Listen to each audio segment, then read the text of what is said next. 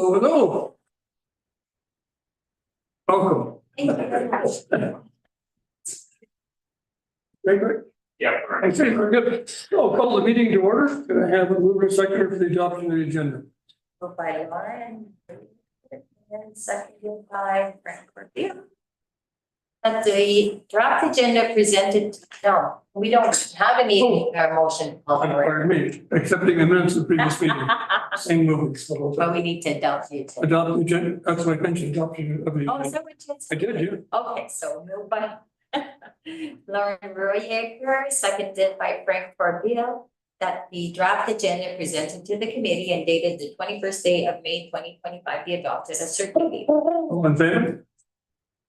Thank you. Accepting the minutes of the previous meeting. Mover and seconder, please. By Steve Austin and seconded by Frank Corfield. That the minutes of the Planning Advisory Committee meeting of April 16, 2025 be hereby adopted as circulated. All in favor? Passed.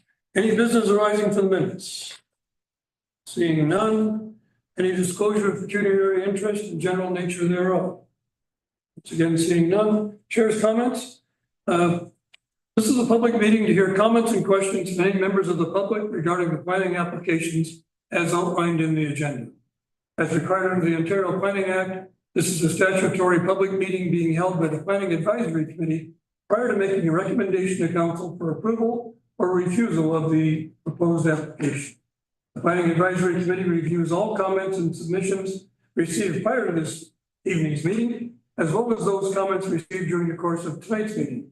No decisions have been made on any application before the committee tonight, and all presented information will be taken into consideration if and when a final recommendation is made. The Planning Advisory Committee is made up of 5 citizen appointees from the municipality, along with 2 members of council.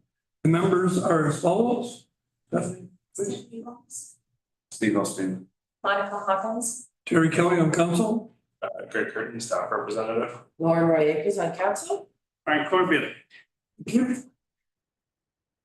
If any person in attendance would like to be notified of future decisions or correspondence with regards to an item on tonight's agenda, please record your name and contact information on the sheet at the side of the room. The format we will follow this evening is as follows. We will call up the applicant or their agent to outline their request. Committee members may then ask questions. Staff will then provide an overview of any comments received on the application. The committee will hear from members of the public that wish to make a submission. The applicant/agent may provide follow-up information and answer questions. The committee members will then put forward a recommendation.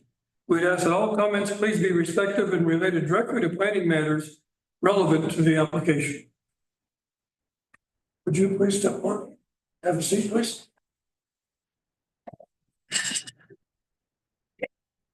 Just state your name, please, and then the application. Okay, Thank you. well, my name is Suzanne Kearns. I'm the daughter of Bernard Rochefort and Roland Rochefort. And in 1992, my parents gave me that piece of land that is at the end of Blanche Road. And my father was severing some of his land and giving, well, anyways, I got that piece. And so I was very, very happy because for one thing, it backs up onto the swamp. And I personally have always loved the swamp, mainly because I have a lot of souvenirs of it. Like, for instance, picking cranberries with my grandmother, or being in the swamp when one of my uncles pulled up with the boots on his truck, you know, at the house and seeing. So it meant a lot for me. However, I knew when my father gave me the lot that we would probably never be able to build there. Primarily because my husband he had at the time and still has a very full going practice in Elliott Lake. And I was a full-time school teacher, and we had 3 kids and we were busy with the community. And so I knew that we would just be paying taxes forever and probably never building there. But a few years ago, and that is one of the reasons why I never, you know, when you guys had, for instance, committee meetings on the ecology or of the region, I never paid attention because I never thought I'd ever live there. But then when I realized it had gone conservation. Then I went, okay, whoa, especially since at that time, also, my youngest daughter who lives in BC, and this is what I explained to Greg when I first met him. She received, I think last year, it was her third emergency evacuation alert because of all the forest fires. And then I realized, this lot means much more than just a beautiful piece of land. It could be something for one of my children someday. And the other daughter who lives in Halifax, well, they had a pretty terrible forest fire there, and she wasn't that far away from it either. So you never know what the future can hold. And so that's the reason why Doug and I decided to request a change to the zoning. All right, thank you. Does any of the committee have any questions? Yeah. Steve? Stephanie? Morgan? No, I think I'll wait till that, or, where did I go? Report if that's okay. I'm good. Okay. Do you have any comments, please? Sure. So I'll start with correspondence. So we received comments from the MTO, essentially just stating that it's outside of their jurisdiction area. We also received comments that weren't posted on eScribe because we just received them late yesterday from the North Bay Land Conservation Authority. But they did their review, and part of their review was looking at whether the property could accommodate a septic system, and they indicated it could. And their typical other review of their vulnerable areas had no concerns. So they've submitted comments stating that they're satisfied that the application meets their policies. When it comes to my report, so this area, it's somewhat unclear from the history of our planning documents, specifically our zoning bylaw, as to why this area is zoned conservation. Typically, our conservation zoning is reserved for things like wetland areas, rivers, lakes, etc. So it's quite clear from visiting the property and also just looking at any of the mapping, any of the conservation or regulated area mapping, that the vast majority of this property is highland. It's not actually part of the wetland. There is a large adjacent wetland complex next to it, but factoring in setbacks like our required 30-meter setback from wetlands for construction of buildings or conservation authority regulated areas being also 30 meters, it still leaves ample room to build both a home and a septic system. Given that Blanche Road is a residential road, this property exists in a similar type lot fabric to all the other properties on the road. It seems very natural to me to rezone it from the conservation zone to a rural zone to permit residential. The rural zoning being because it's not on the lakeside, and typically our lakefront residential zoning applies to lakefront properties, although it's very close. But based on those factors, I think it makes a lot of sense to rezone it to residential. I don't think the conservation area or the conservation zoning protections are needed. And those are really all the comments that I have. Any questions for the applicant or Greg? Yeah, so looking at it on Appendix C, you've got the greener area and then you've got the purple area. I presume the purple area was the conservation or wetlands. Yes, so that's the conservation authority regulated area. So the way the regulated area is developed is they'll take like an air photo or some other mapping and they'll apply just an overlay over all areas that look like they're either a wetland, lake, river, etc. And so that's the reason why it's called approximate regulated area, because they approximate it by overlaying on air photos. But then they'll go out and on individual applications such as this one, that's where they take a closer look. So we circulate to them and their regulation officer goes and takes a look and says, okay, yeah, the regulated area makes sense here.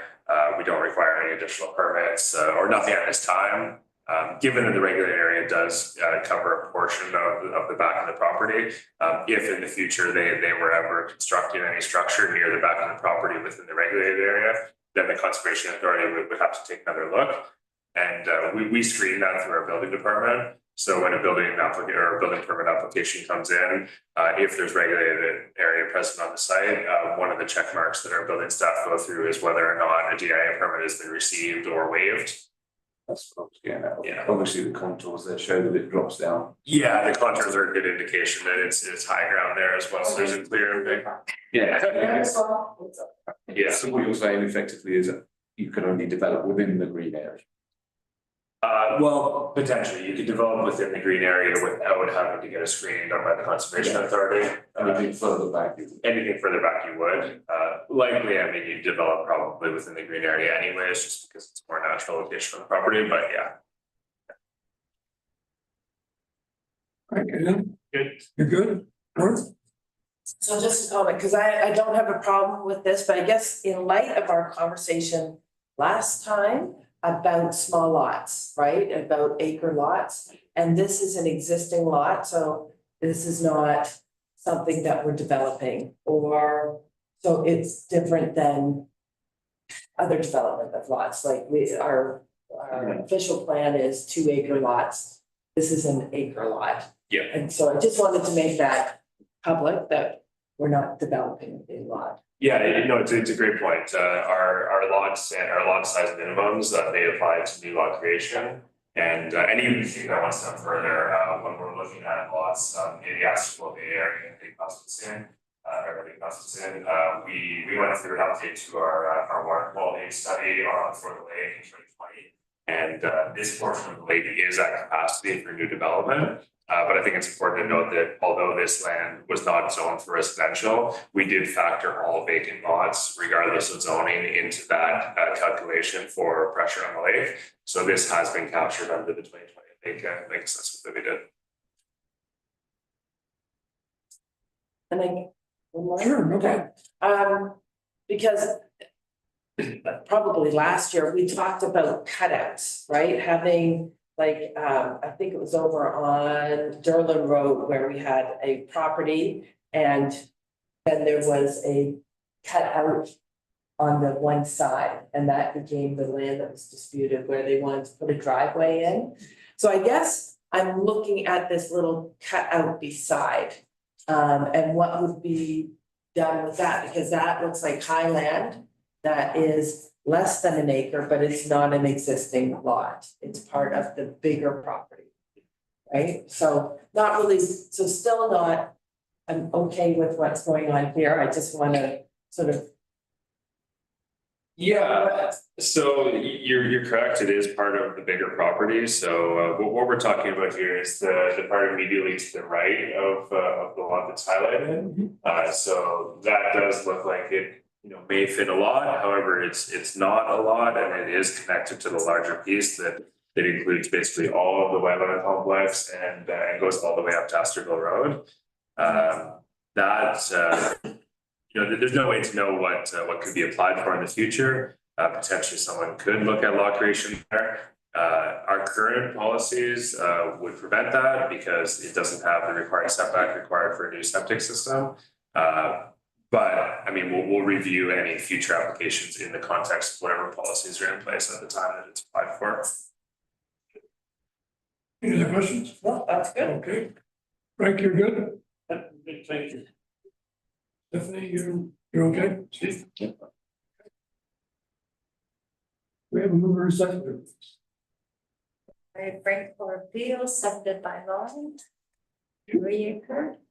Whereas the landowners of lands described as lot 17 and 18 concession 3 reference plan number 36R 9058 parts 1 and 2 parcel 15790 on what is locally known as Launch Road as applied to amend the municipality's comprehensive zoning bylaw number 2021-16 as amended to rezone the subject parcel of land from the existing conservation O2 zoning to a rural R zone in order to permit a future residential use on the property.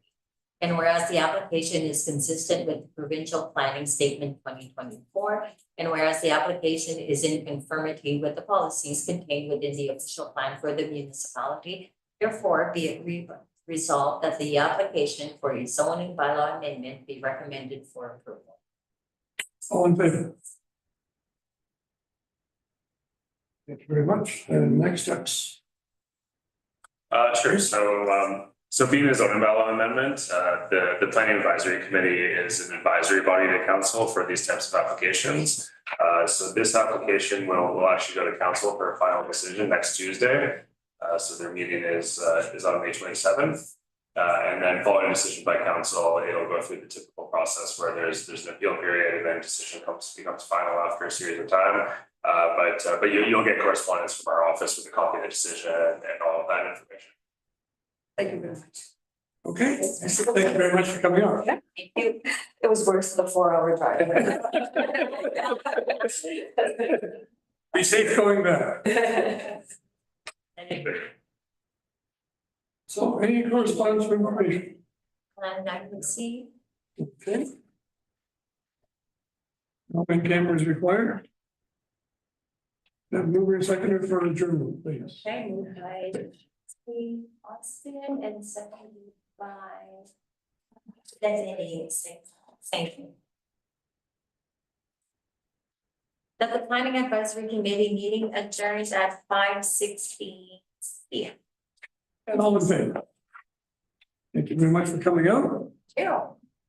It's short and to the point.